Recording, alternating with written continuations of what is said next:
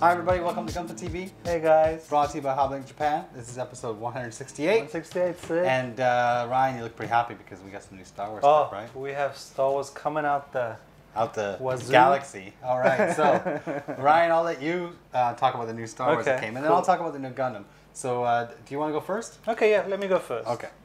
Okay, well here we have the TIE Fighter. Scott built the other one, the Darth Vader version. This is the 1/72nd scale. And you know what, looking at the name here, it's the Sinar Fleet Systems TIE in Space Superiority Starfighter. Full name, and don't forget Disney. That's right. You know, I still can't get used to seeing that right there next to the Lucasfilm logo. Well, here we have, I mean, this kit I think will take you maybe 2 or 3 hours to complete. Yeah. I love this. Yeah. What do you think these are, Sid? Just normal stickers or wood? I think they come with give you both. Remember? Yeah, they give you both. So you go stickers as well as water slides. Really, there's only like 3 packets of runners here. So, and someone actually asked the question once with the X-Wing that I built, like, doesn't it look like a toy? You know, once you put it together, it doesn't really look like a toy. Once you get the markings on, if you want to do panel lining and stuff like that. And if you do a wash, like I did a wash, yeah, and you know, just getting in those little crevices, and yeah, it made the kit look so much better. Yeah. But look, for what you're paying and what you're getting, and you love Star Wars, who's going to complain? Yeah. Well, nobody ever complains about Star Wars, Ryan. Nobody ever has voiced a complaint about Star Wars ever. I just don't hear the complaints. Okay. Now, next we have the AT-ST. Yes. The Imperial All-Terrain Scout Transport Walker, Sid. That's right, that's as my favorite. Found out today. It's my favorite one. I like the armored one, actually. I the like AT-ST? one, Yeah. but, yeah. I like the AT-ST. Let's pop this guy open. Yes, please. Slightly more complicated. I have no idea what to expect from this. Oh, you do get, you get Chewie. Yeah, They've actually done him in brown. Of course, because they got the brown base. Yeah. Chewie gets to stick his head out and go, because, you know, he do you remember when he did that Tarzan voice when he's swinging from the ropes? Yeah. And I just like You know what that was, Ryan? That was a glimpse into Jar Jar. That's what that was. It's the precursor. Look at the size of that piece of for the main cockpit there. Yeah. Sorry, it's quite sizable, eh? Yeah. So basically you have 3 runners, and after completing them you'll have an AT-ST all of your own. Yeah. Let me just pop open the manual here.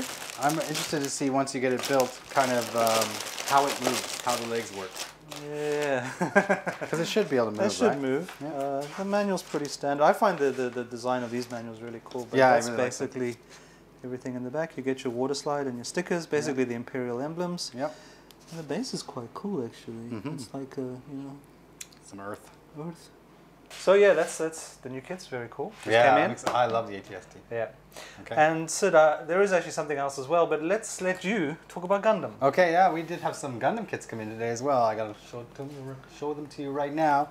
The first one, well, it is a kit, it's parts for a kit. Now, this is for the V-Rabe. Yes. It is the amazing Lev D.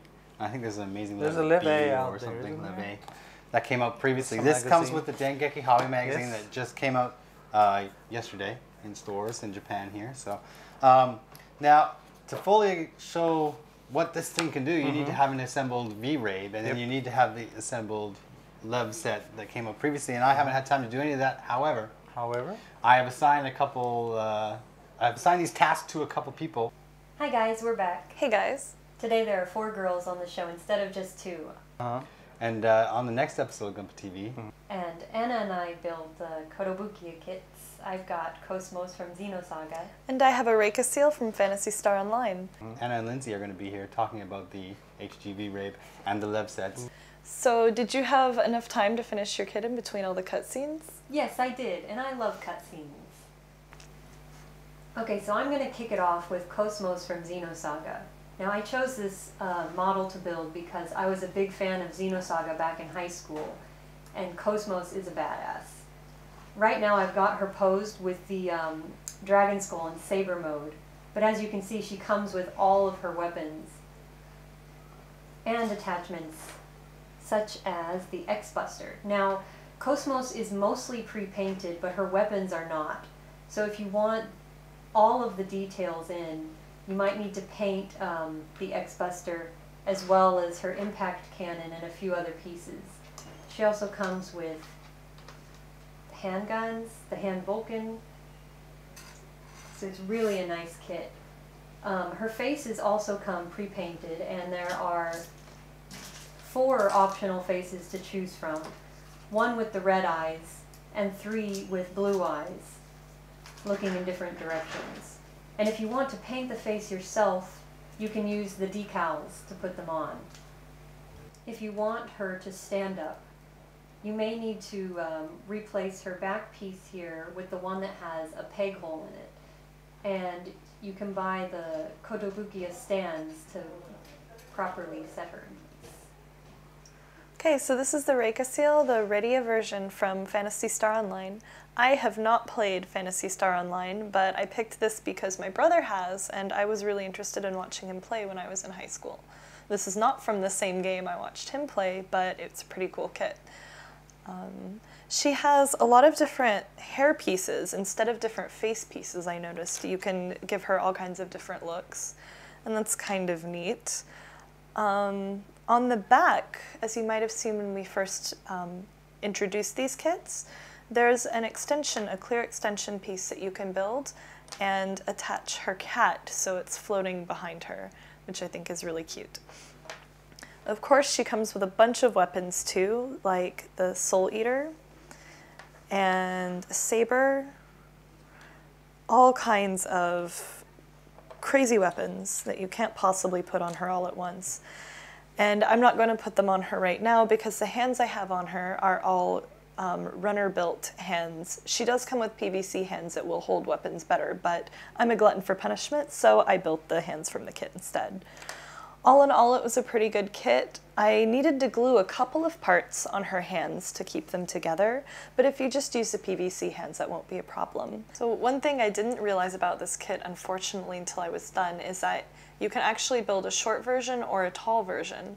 The manual starts walking you through building the short version, so if you don't know about it in advance, you're going to have a slightly smaller kit.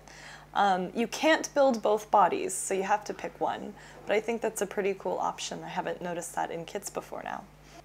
Is that it? Are we done? Are we good with the cutscenes? Yes, Anna, we're good. All right, well, we had a lot of fun building Kotobukiya kits for the first time this time. They're a little bit more challenging than the Bandai kits, but they were still pretty easy, and they turned out really nice. So I'm definitely looking forward to doing more Kotobukiya in the future. Me too. I felt the fit was really nice on mine. And now we're going to head it off to Ryan and Sid. And you know what, Anna? I heard Sid loves the cutscenes. I couldn't do that this time around because I was building Dark Matters and things like that. So you want to talk about the Dark Matters. First, let me just show you what else came in today. It was kind of hidden amongst the boxes of Star Wars TIE Fighters and ATSTs. And it has Star in it. Yeah, see? Kind of fits in there. Star winning. This is a Star winning Gundam. One thing I should mention with this Star winning Gundam, according to the package here, you know, it can change shape, and it can change shape. And now look at this. Look at this real shape change here. It almost looks like a full-size Gundam and not an SD. Really? Yeah, we'll have to check it out. It's BB, so BB sent you. You're gonna get like the effect parts and whatever else, and of course, you know, the standard one runner polycaps. Everybody kind of knows what to expect. Although, you know, you do get quite an abundance of foil stickers there. So a lot of people were really waiting for this, you know, because they love Build Fighters. I think I've seen a noticeable increase in the love of SD.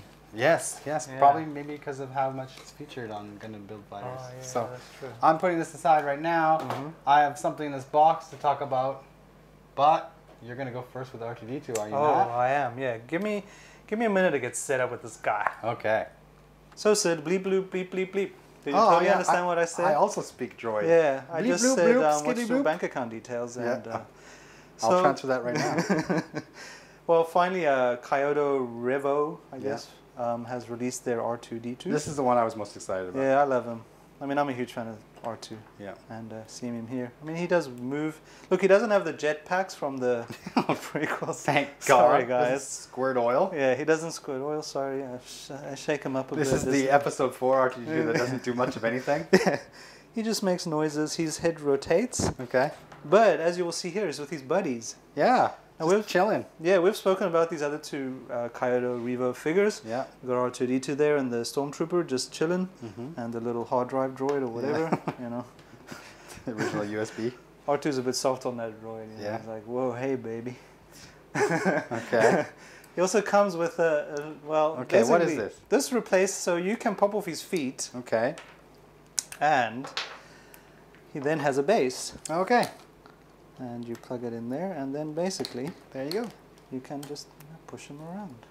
Also, there we have the R2-D2. That Very is cool. And there's one thing I forgot to mention. Okay, what does it do? It does this. Yeah? Oh, you know, that just gave me an idea. Star Wars bowling. Now let's see if we can do it. Go R2. Oh, of course he goes after C-3PO. Of course he goes after C-3PO. Now Sid. Yeah. What do you got? You know, I got this box right here, Ryan, and I gotta warn you, like, this box is really heavy. Do you know why? No. Because it's full of dark matter. Does dark matter have weight? I don't know. I heard somewhere that dark matter is like heavy, so I'm pretending this box is heavy. Actually, I think you meant heavy metal is heavy. This box is quite heavy and it's loaded with stuff. So I'm gonna actually like show everybody what's inside this box and what the Exia dark matter is all about right now. Cool. Okay, here's the Exia dark matter and the dark matter booster here, and I have them separately right now because in some ways it's almost like you're building two kits. I mean, the MG Exia was released before, and you'll find a lot in common when you build that. There's some different parts that go on instead of the parts that came out with the first kit. But, you know, there's just so much going on with this set and so much extra stuff in the box, and I want to show it to you as best I can. So I'll do it the easy way and kind of leave things unattached. Like I'll put the dark matter booster on last. So I'm going to move this over here and just talk about the weapons first of all. Yeah, you do get the two GN swords, I guess they are, and they come in the different colors. These are kind of cool. Sorry, this is in your way. Let me move it over here. You also get the shield. All right. Okay. Good enough. And you get the. This is similar to the Exia, but this piece is different, of course. And you'll be needing to put in stickers here. No problem, right? Now, you also get this. This is something I have not seen since the old GNX Master Raid kits, and it's basically the GN drive. If you had the Bandai LED, you build it with the Bandai LED, and then when you turn it, click, it will turn on. Now I didn't have the LED, so I didn't bother putting it on or anything, but this is also meant to be plugged into the back of the Exia if you want, and here's this little latch, and you open it, and you kind of open that little hatch, and you are meant to take this off if you like, and you can actually plug in your drive, and then it would light up, but we're not going to do that this time. I'm going to put this on for now, because this piece becomes very important. Like if I wanted to, I might as well say it right now. Here's another GN drive in the bottom of your dark matter booster, like this, right? You can put that in just like it is if you want. Take these arms off if you want. Go with the old style, but for now I'm going to have him like so. And I'll bring in these swords as well before I get to start putting everything together. This one's got the clear orange blade. It looks really awesome. And you put these stickers in here. And please note these stickers also here, these white ones. You will need to put these on before you assemble it. It says so clearly in the manual. So even though you have this monster sticker sheet and a sticker marking guide, you'll need to put on the ones for the weapons, this one as well, before you start any of the weapon final assembly here. And you'll see this hollow here. I might as well show you while I have it. If you pop open his side skirt, swing this one piece around, come on buddy.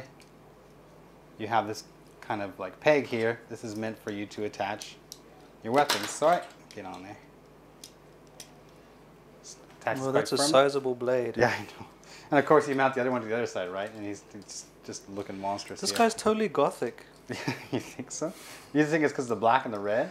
And also the spikes on the shoes, big swords. Yeah, okay, alright. He's like Count Dracula of. I'm down with that. Let me fix this side area there. I like to push them in here. Now, I'm going to clean up my mess because I want to show all this stuff. I'm not going to show this guy with all his weapons mounted because people can do that on their own. I just want to kind of show you how they work. But now the cool part here. So I want to get my dark matter booster onto my kit. I'm going to need to have this piece in place. You can see these holes here. Well, there's these two pegs here, right? These are meant to plug into there, but like, well, how is that going to work? They're not very long. Well, if you crank down on Mr. Dark Matter Booster's neck, these will pop out this distance. This little lever action here. So this folds under here. I guess I can fold these actual little 3 legs down like a triangle. But swing up the arms here, like the wings here, like so. These move as well, and they come off, I want to point out, but we'll leave them on for now. And then you can plug them in. And we'll just correct his posture here a little bit, his angle. And then when you get him standing there, I mean, he might be a little bit back heavy, but so far he stands pretty solidly. He looks even more gothic, Ryan. Yeah. This look here, right? I'll swing around so you can see him. Gargoyle, that's what I'm thinking. Yeah. I'm down with that. I think he does look like that. It's really easy to put on and off, but just make sure you have the neck all the way down so those pegs are all the way out so it will stay as sturdy as it can. And one other thing I want to show you here, I'll pop this back off again, is that if you want to, you can actually take this off. This is only held on by this piece, right? Mm-hmm. This little square. Sorry, this little square goes in here, and it's really, the friction just holds it on there, but it's really good. But when you pop it off, you can like turn this and actually put it in his hands if you want, and it actually becomes another weapon. He can swing this around. It's as if he wasn't loaded up enough already, but I prefer him on the backpack here, so swing that back around again. Get it in place here. I'll put it back on. Well, I have to say I was really surprised with just how much they give you with this kit. I was expecting the backpack, the dark matter booster, but not so much in the way of weapons. Get down there, bro. That's what I want. You'll hear that click. He's now in there firmly. We're good. And one thing I can also mention, on here you can see this piece here and this piece here. This is the R1 runner. If you take these pieces off, you can mount the dark matter booster to various other kits as well. This is like an adapter. So you can actually use these, and along with these pegs here, put these in on the back of other kits. So you can experiment which master grades look better with your dark matter booster. But there you go. So there you have it, the Exia Dark Matter. I like it. I mean, in person, he looks better. That's what I gotta say. Yeah, I was excited. I wasn't excited when I saw the prototype pictures. I was excited when I saw the box art. And actually building him, it's a hell of a lot of fun. And he will be a little bit top heavy, I think. A lot of people, with the previous Exia, they said maybe the hip joints weren't so good. I was a little leery of that when I built this one, but so far he's standing fine. And one thing I want to mention for everybody who's watching is that you get a lot of more extra stuff in this box as opposed to the stuff I've already showed you, because basically you're getting all the runners with all the original Exia Master Grade parts. So if you wanted to, you could just build this guy as a straight Exia, but in dark matter colors, right?